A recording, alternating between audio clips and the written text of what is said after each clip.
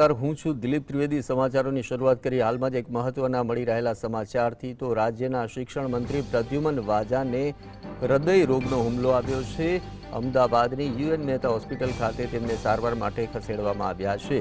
બ્લોકેજના કારણે તેમને એક સ્ટેન્ટ મૂકવું પડ્યું છે। સંજય મુખ્યમંત્રીના જે કાર્યક્રમ પછી તબિયત તેમની ખરાબ લાગતા તેમને યુએન હોસ્પિટલમાં ખસેડવા પડ્યા અને ત્યારબાદ તપાસ કરવામાં આવી અને તેમાં તેની હૃદયની નળીમાં બ્લોકેજ મળી આવતા સ્ટેન્ટ મૂકવાની ફરજ પડી છે। હાલમાં શિક્ષણ મંત્રીની તબિયત સ્થિર હોવાની વાત સામે આવી છે।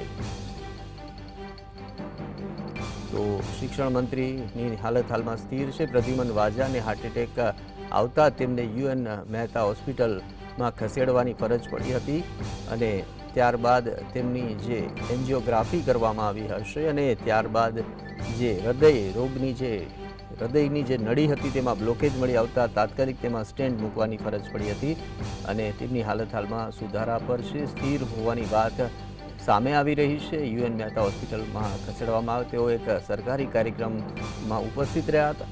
એ બાદ તેમને આ પ્રકારની તેમની તબિયત લથડી અને તાત્કાલિક તેમને યુએન મહેતા હોસ્પિટલ ખસેડવા પડ્યા હતા।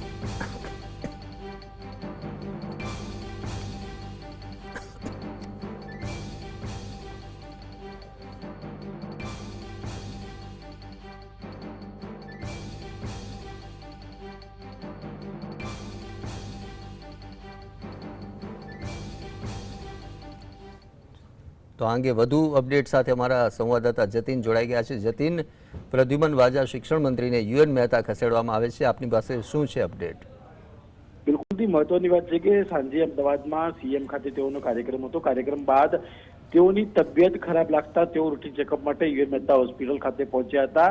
યુએન મહેતા હોસ્પિટલ ખાતે ઇકોસીજી રિપોર્ટ કાઢ્યા બાદ ક્યાંક ને ક્યાંક તેઓને હૃદયની બીમારી હોય તેવું સામે આવ્યું હતું, જેને લઈ તેમને માઇનર અટેક આવવાનું સામે આવ્યું હતું, જેને લઈ યુએન મહેતા હોસ્પિટલ ખાતે તેમની ટ્રીટમેન્ટ શરૂ કરવામાં આવીને તેમને જે સ્ટેન્ડ જે છે તે મૂકવામાં આવ્યું છે। હાલ તેમની તબિયત જે છે તે સ્થિર જોવા મળી રહી છે। એક બાદ એક નેતાઓ જે છે તે યુએન મહેતા હોસ્પિટલ ખાતે પહોંચી રહ્યા છે અને તેમની તબિયત જે છે સ્થિર છે। અને મહત્વની વાત છે કે સાંજે જે કાર્યક્રમમાં હાજર હતા, કાર્યક્રમ બાદ તેઓની તબિયત ખરાબ લાગતા તેઓ રૂટીન ચેકઅપ માટે યુએન મહેતા પહોંચ્યા હતા અને ત્યાં આગળ જ માઇનર અટેક જે છે તે આવ્યો હતો, જેના કારણે તેમને તાત્કાલિક ટ્રીટમેન્ટ મળી રહી, જેના કારણે હાલ તેઓની તબિયત જે છે તે સ્થિર જોવા મળી રહી છે। જી મતિલ, માહિતી બદલ ખૂબ ખૂબ આભાર।